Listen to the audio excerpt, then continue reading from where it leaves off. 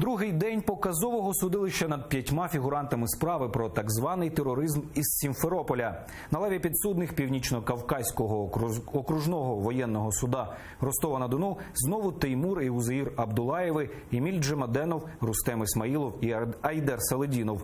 Сьогодні тут слухають свідків від обвинувачення, співробітників ФСБ і працівників Сімферопольського СІЗО.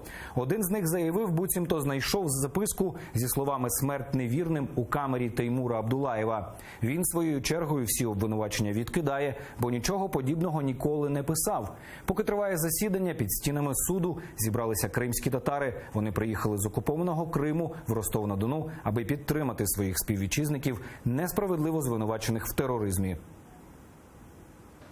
На сегодняшнем судебном заседании планируется допрос свидетеля обвинения. Это оперативный сотрудник Федеральной службы безопасности, это начальник следственного изолятора города Симферополя, оперативный работник следственного изолятора и другие.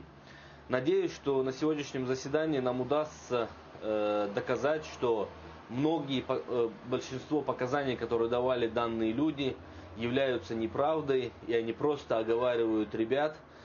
Немного бы хотелось рассказать о тех людях, которые сегодня находятся на скамье подсудимых. Это политолог, это торговец, это строитель, это 2 брата-тэквондиста, которые имеют множество учеников, которые хорошо о них отзываются. Все дело сфабриковано, все дело строится на лживых доказательствах. И я, и весь мой народ не верит в том, что эти ребята являются терористами.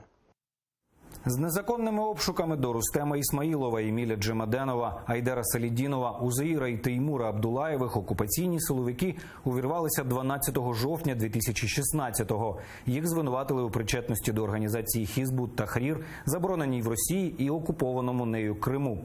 3 грудня усіх 5 етапували з Сімферопольського СІЗО до Ростова-на-Дону. Там вони пробудуть щонайменше до 27 лютого.